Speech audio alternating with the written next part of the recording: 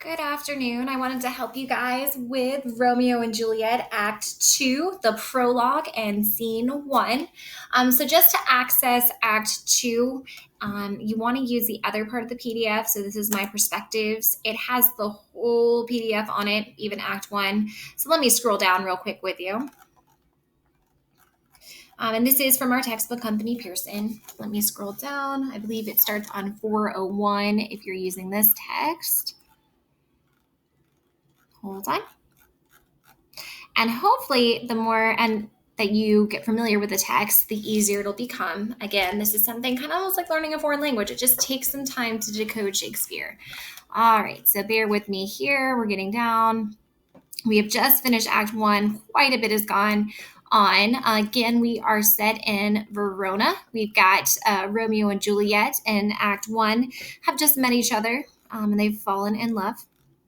And as we continue reading here, we're going to see actually what's going to happen because both of their families are enemies. So it's going to make falling in love and being together very difficult. All right, so let's see here. Not to mention we've got Tybalt, who is pretty frustrated and upset that Romeo would show his face at a Capulet party.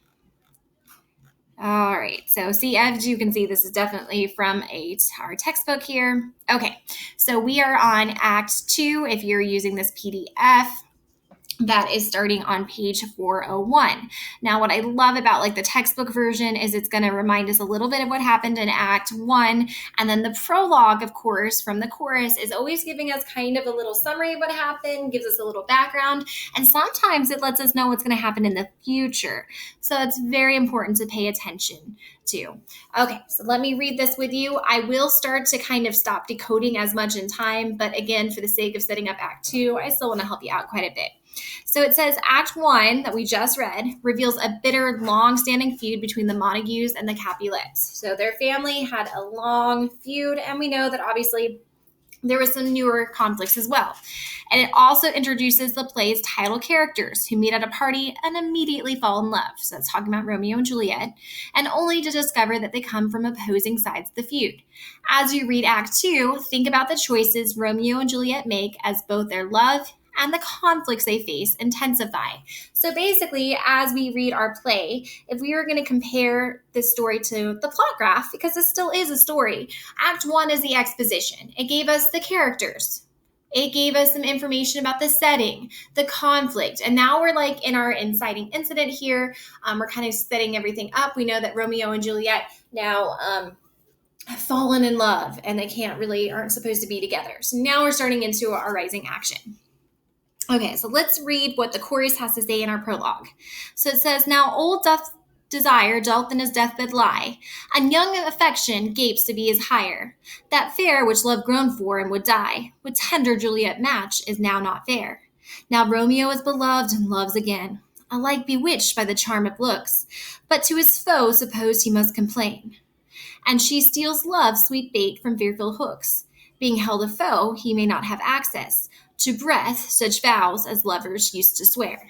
All right, there's quite a bit going on here. So let's backtrack and we use the notes on the side. So it says, "Now old desire doth in his deathbed lie." So his old desire, his old love for Rosalind is no more. I mean, think about it. He was so in love and then he was so lovesick and couldn't think of anyone else. And he was just being kind of very upset about life. And already he's forgotten about it. No big deal. Because she is nowhere close to as fair and as gorgeous to love as Juliet is. So his love for Rosalind is now dying. Because Juliet is now a match. She is even more fair. So that's what this first little kind of stanza of 4 lines is saying. Now Romeo is beloved and loves again, alike bewitched by the charm of looks. So it says alike bewitched. We know that both Romeo and Juliet both like each other. So it's not like in the past where Rosalind did not like him. Juliet also likes Romeo back, and they both like each other. It's kind of like love at first sight for their looks. So that's what we know. And then it says, "And she still loves sweet bait from fearful hooks. Being held a foe, he may not have access." So unfortunately, because they are enemies, they're not going to be able to just start a normal relationship because they're not supposed to be together. So they're not to breathe such vows as lovers used to swear. So they're not necessarily going to be able to just say, hey, let's get married, and all their families just be real excited or openly date.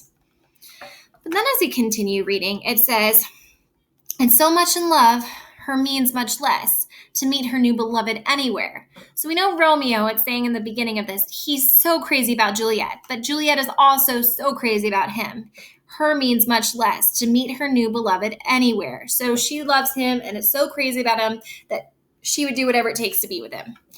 But passion lends them power, time means to meet, tempering extremities with extreme sweet.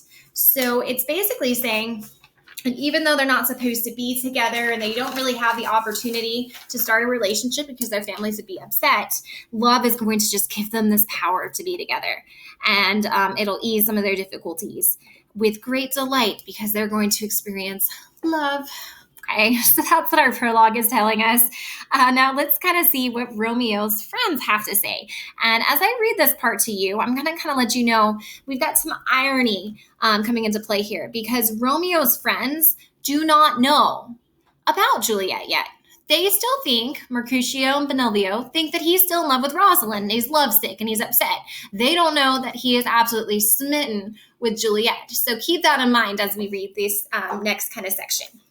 So this is kind of like on the way home from this festival after he met Juliet. Can I go forward when my heart is here? Turn back, dull earth, and find thy center out. And then enter Benvolio with Mercutio, and Romeo retires. So Romeo is saying, how can I leave and leave this party when my heart is back there with Juliet? I have to go back.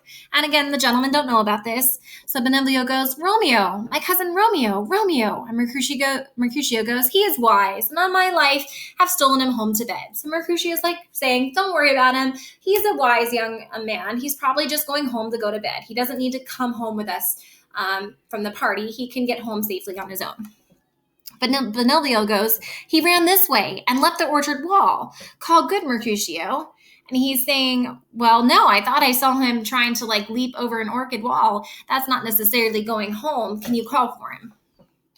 Nay, I'll conjure too. Romeo, humors, madman, passion, lover, appear thou in the likeness of a sigh. Speak but one rhyme, and I'm satisfied. Cry out, I me, pronounce but love and dove.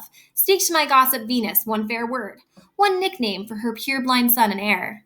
Young Abraham Cupid, he that shot so true.